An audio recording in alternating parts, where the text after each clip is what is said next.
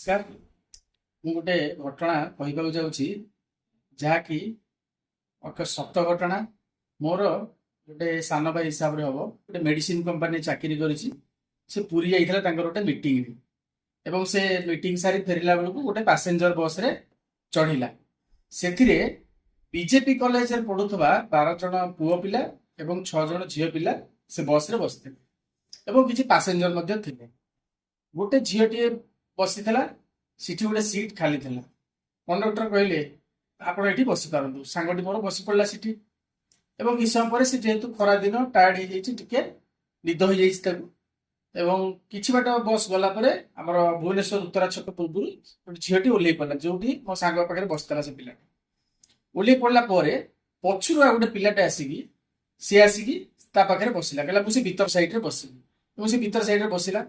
ଭିତର ସାଇଡ୍ ବସିବା ପରେ ଉତ୍ତରା ଛକ ପାଖରେ ସେମାନେ ଥ୍ରେଟିଂ ଦେବା ଆରମ୍ଭ କଲେ, ଯେ ତୁ ସେ ଝିଅ ସହିତ ମିସବିହେଭ୍ କରିଛୁ, ମୁଁ ତାର ଭାଇ ହିସାବ ହେବି, ଆଉ ତୁ ତାକୁ ହକ୍ କରୁଥିଲୁ, ମିସବିହେଭ୍ କରୁଥିଲୁ, ଏମିତି କରି ତାକୁ ଧମକ ଚମକ ଦେଲେ।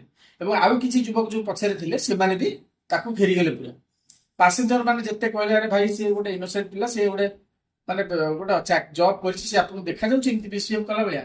ସେ ଯେତେ ରିକ୍ୱେଷ୍ଟ କଲା ବି ପିଲା ଶୁଣିଲେ ନାହିଁ, କହିଲେ ଆମେ ବିଜେପି କଲେଜ ପାଖରେ କଳ୍ପନାରେ ତ ଦେଖିଦବୁ, ଇଏ କରିଦବୁ, ଏମିତି ତାକୁ ଭୟଭୀତ କରେଇଲେ।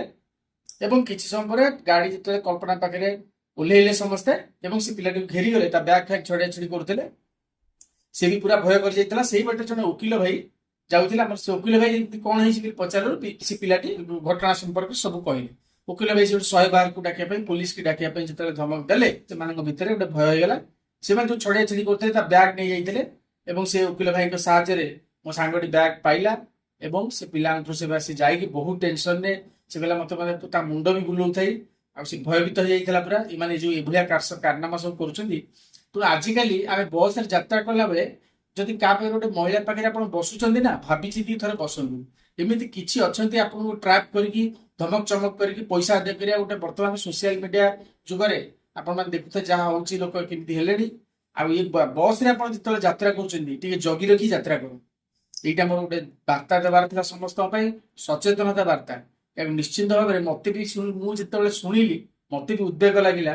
ମୁଁ କହିଲି ଏଇଟା ସୋସିଆଲ ମିଡିଆ ମାଧ୍ୟମରେ ଲୋକଙ୍କ ପାଖକୁ ପହଞ୍ଚିବା। ଆଜିକାଲି ଲୋକ ଏମିତି ବି କରୁଛନ୍ତି, କିଛି ପଇସା ପାଇଁ, କିଛି ଧମକ ଚମକ ଦେଇକି, ଲୋକଙ୍କୁ ଏମିତି ଟ୍ରାପରେ ଫସେଇକି ଲୋକଙ୍କଠୁ ପଇସା ଆଦାୟ କରିବା ପାଇଁ। ଯାହା ହଉ ସେ ମୋ ସାଙ୍ଗଟି, ସେ ଓକିଲ ଭାଇଙ୍କର ଦ୍ଵାରା ସେ ସୁରକ୍ଷିତ ହେଇ ଘରକୁ ଗଲା। ସେ ଓକିଲ ଭାଇକି ଧନ୍ୟବାଦ। ଜଣେ ଅଚିହ୍ନା ଲୋକ ହେଇ ମଧ୍ୟ ସେ ସାହାଯ୍ୟ କଲେ। ନହେଲେ ସେ ପିଲାଟି ତା ପର୍ସ ପକେଟ, ତା ମୋବାଇଲ ମାଗୁଥିଲେ, ତାକୁ ତା ପର୍ସ ଛଡଉଥିଲେ, ତା ବ୍ୟାଗ ନେଇ ଯାଇଥିଲେ। ମାନେ କେତେ ବଡ ସମସ୍ୟାରେ ସେ ଜଣେ ସମ୍ମୁଖୀନ ହେଇଛି, ଗୋଟେ ଇନୋସେଣ୍ଟ ପିଲା। ସେକୁ ଏମିତି ହଇରାଣ କରୁଥିଲେ। କଣ କହିବା ଆଜିକାଲି ଲୋକ ସମାଜକୁ, କଣ କହିବା? ଏତିକି କହିବାର ଥିଲା।